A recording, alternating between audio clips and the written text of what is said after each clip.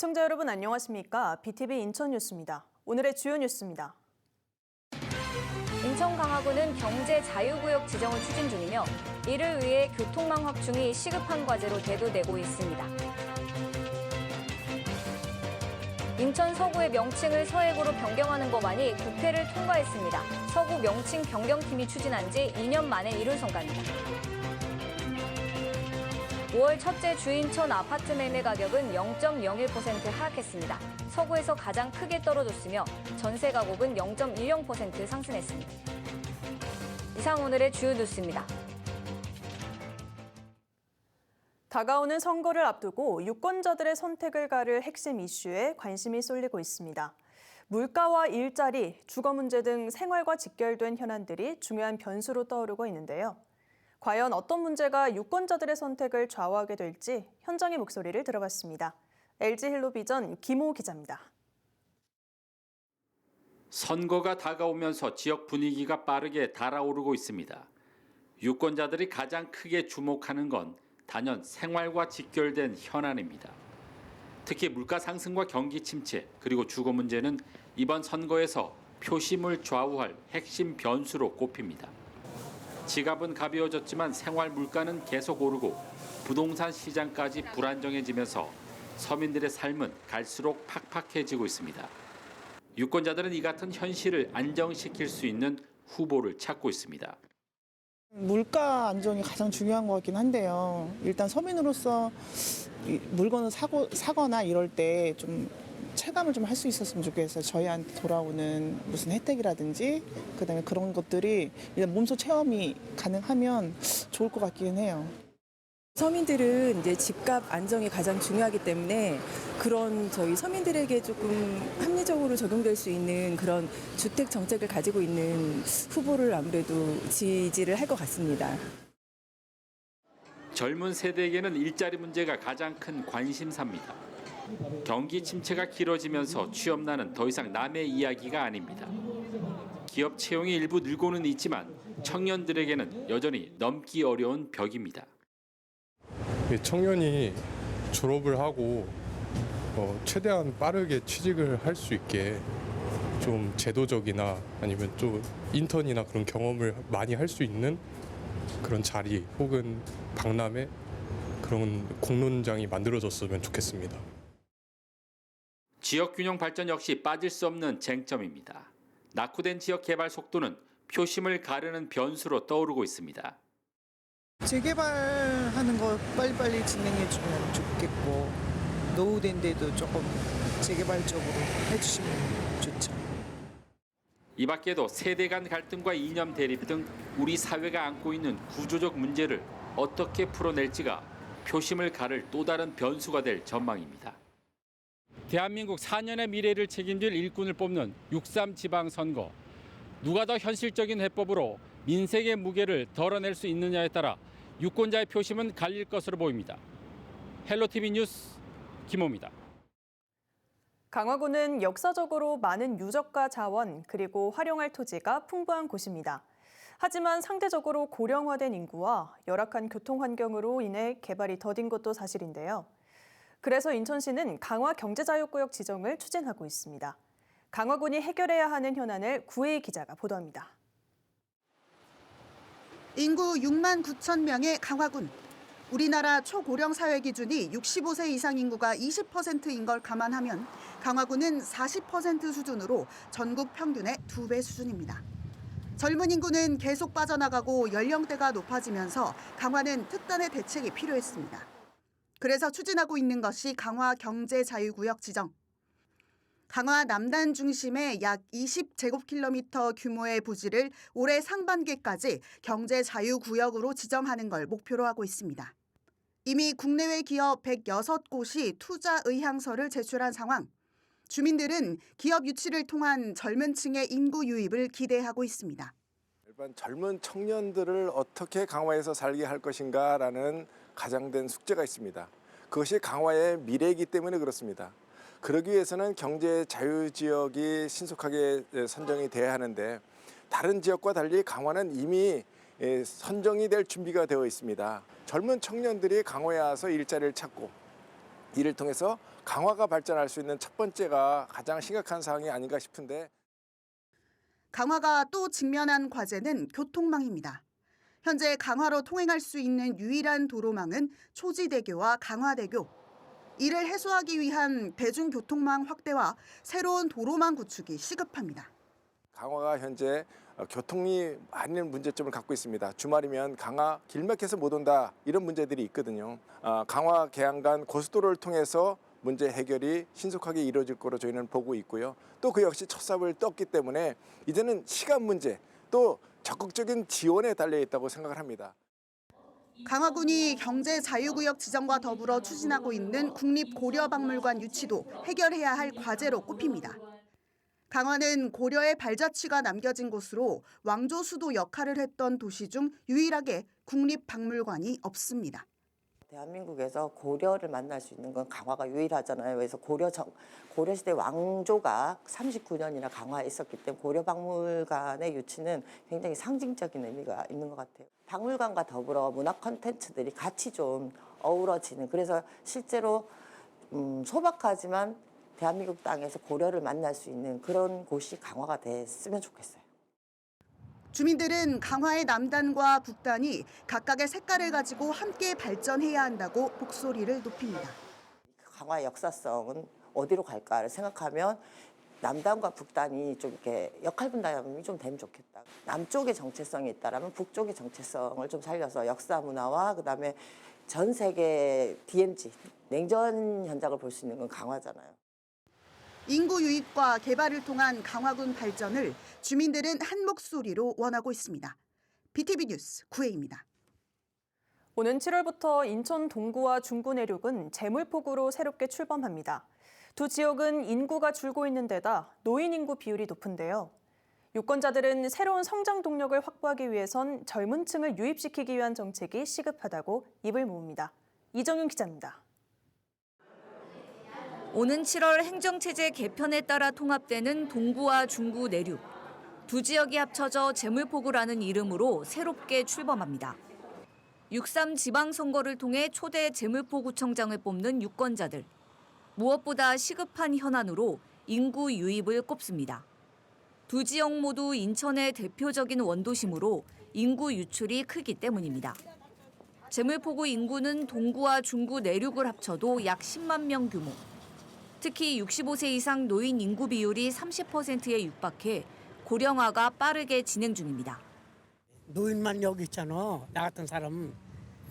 발전되려면 젊은 사람이 많아야 되지. 그게 가장 시급하다고 보시는 거예요? 그렇죠. 여기 그래야 모든 게 다 원활하게 돌아가지. 유권자들은 성장 동력을 확보하기 위해선 다양한 인구 유입 정책이 시급하다고 입을 모읍니다. 재개발, 재건축을 통해 정주 여건을 개선하고 좋은 일자리를 만들어야 한다는 것. 또 교육 환경을 개선하고 젊은 층이 머물 수 있는 도시를 만들어야 한다고 강조합니다. 깨끗하게 여기 주변이 좀 깨끗해지면 아무래도 젊은 사람들이 있지 않을까? 오지 않을까? 서울 가까워 근교니까. 젊은 사람들이 없어요. 나도 아파트 사는데 다 노인 애들이 많지 젊은 분들보다. 그러니까 좀 젊은 사람 살기 좋게 뭐 이런 젊은 사람들 오락실 이런 일학시설 같은 젊은 사람 모일 수 있게. 유권자들은 제물포구 출범을 계기로 인구가 늘고 활력이 넘치는 도시로 성장하기를 기대하고 있습니다. BTV 뉴스 이정유입니다. 박찬대 더불어민주당 인천시장 후보가 의료복지 5대 공약을 발표했습니다. 박 후보는 공공요양과 산후조리, 어린이병원을 모아 생애주기 통합 서비스를 제공하는 공공의료복지타운을 만들겠다고 밝혔습니다. 또 재난과 감염병 대응을 위해 영종에 300병상 규모의 종합병원을 설립하고 인천 공공의대를 설립해 지역 필수 의료 인력을 양성하겠다고 공약했습니다. 이와 함께 공공의료 통합 컨트롤 타워를 구축하고 의료 취약 지역 지원 시스템을 고도화하겠다고 약속했습니다. 인천시 교육감 선거에서 진보 진영은 사실상 단일화가 무산됐습니다. 진보 진영에서 그동안 추진해왔던 단일화 과정에 현 도성훈 교육감이 참여를 하지 않다가 결국 예비 후보에 등록했기 때문인데요. 이재원 기자입니다. 진보 진영의 단일화 주체인 인천 민주진보교육감 추진위가 기자회견을 가졌습니다. 임병구 전국교육자치혁신연대 상임대표를 진보 진영 후보로 추대했습니다. 민주진보교육감 추진위는 경선 후보 등록 기간을 연장하면서까지 현 도성훈 인천시 교육감의 참여를 촉구했지만 수포로 돌아갔습니다.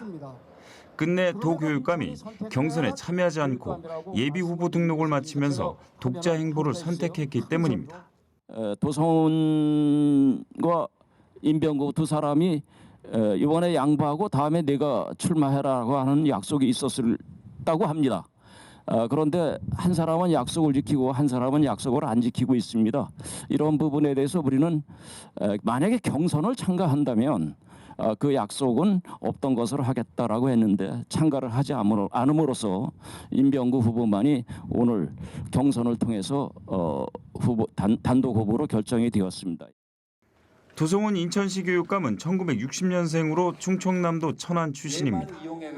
중앙대학교 국어국문학과를 졸업하고 국어교사로 시작해 동암중학교장을 거쳐 인천시 교육감을 역임했습니다. 21대 인천시 교육감을 지냈으며 이번에 첫 인천 직선제 교육감 3선에 도전하게 됩니다. 임병구 전국교육자치혁신연대 상임대표는 1964년생으로 인천시 영흥 출신입니다. 중앙대학교 국어국문학과를 졸업하고 인천여자고등학교 교사를 거쳐 인천시교육청 정책기획 조정관을 맡은 바 있습니다. 임병구 대표는 고보선, 심준희 예비후보와 진보진영 단일화 과정을 마치고 후보가 됐습니다. 후보 등록일인 15일까지 실이 촉박한 가운데 현재로서는 인천시 교육감 선거에 2명의 진보 후보가 나설 가능성이 높아졌습니다. BTV 뉴스 이재원입니다. 6.3 지방선거 인천시 교육감 보수진영 단일 후보로 이대영 예비후보가 선출됐습니다. 인천 중도보수 교육감 후보 단일화 추진협의회는 보수진영 예비후보 단일화 경선에서 이대형 예비후보가 1위를 차지했다고 밝혔습니다. 앞서 단일화에 참여한 연규원, 이대형, 이현준 예비후보는 6일에서 7일 이틀간 일반 시민 약 1,000명 대상 여론조사, 선거인당 3,000명의 모바일 투표 방식의 경선을 치렀습니다.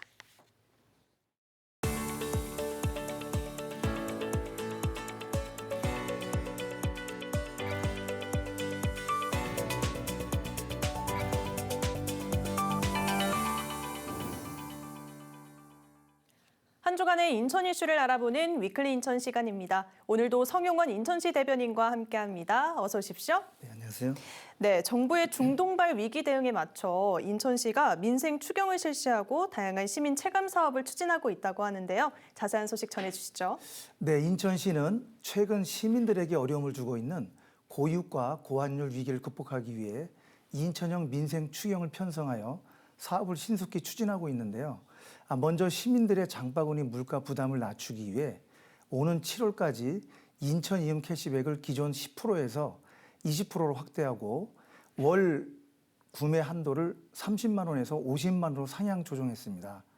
또한 인천 이음 카드 사용처를 관내 모든 주유소로 확대하고 주유비를 인천 이음 카드로 결제하면 리터당 약 400원의 할인 혜택을 받을 수 있는 인천만의 민생 정책을 시행하고 있습니다.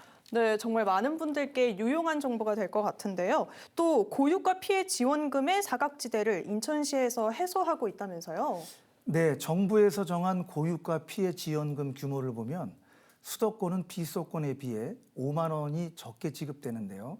이에 인천시는 지원이 절실한 기초생활수급자, 차상위 계층 등에게 1인당 5만 원의 역차별 해소 지원금을 추가로 지급할 계획입니다. 네, 또 다른 소식도 알아보겠습니다. 이 오염된 작업복 세탁소에 맡기기도 또 집에서 세탁을 하기도 참 애매한데 이번에 인천시에서 근로자들의 작업복 세탁을 해결해줄 세탁소를 열었다면서요?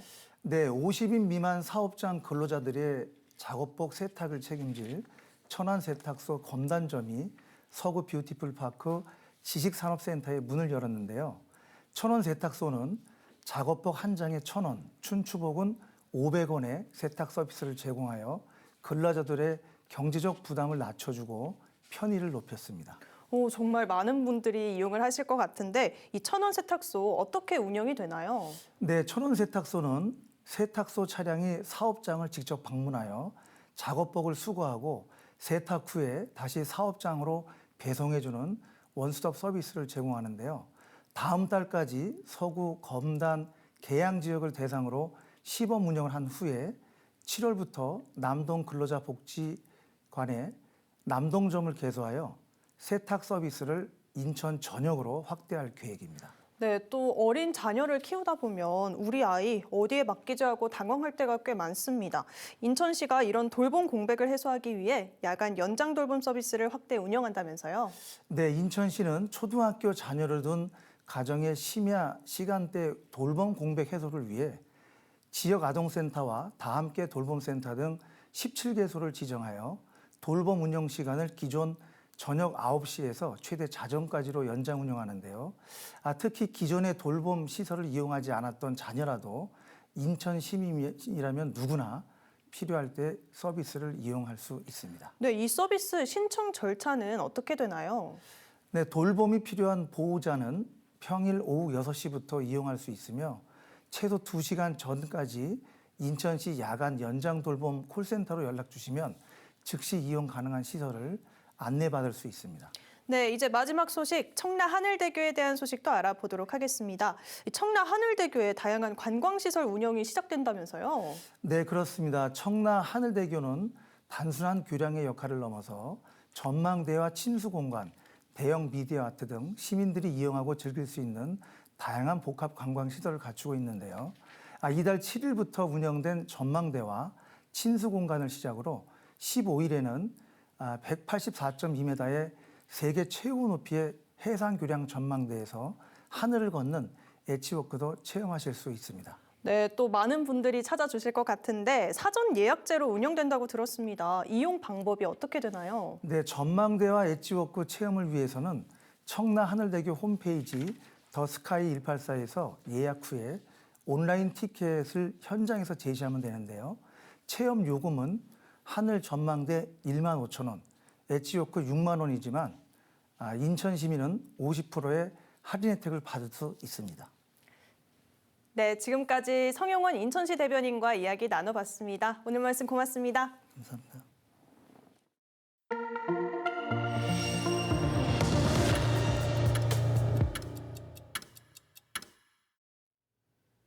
인천 서구가 추진하던 서구 명칭 변경법이 국회를 통과했습니다. 7일 열린 국회 본회의에서 인천 서구를 서해구로 바꾸는 서구 명칭 변경에 관한 법률안이 통과되면서 서구는 방위 명칭을 벗어난 서해구로 오는 7월 1일부터 이름이 바뀝니다.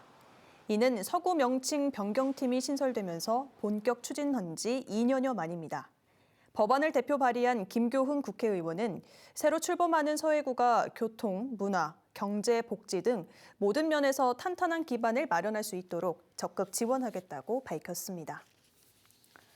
한국부동산원이 5월 첫째 주 아파트 가격을 조사한 결과 인천은 0.01% 하락한 것으로 나타났습니다. 지역별로는 서구가 0.05%로 가장 많이 하락했고 남동구와 중구가 0.04% 떨어졌습니다. 전세 가격은 전주와 동일하게 0.1% 상승한 것으로 나타났습니다. 서구가 청라와 불로동 주요 단지 위주로 0.18% 올랐고 연수구는 송도와 동춘동 대단지 위주로 0.13% 상승했습니다.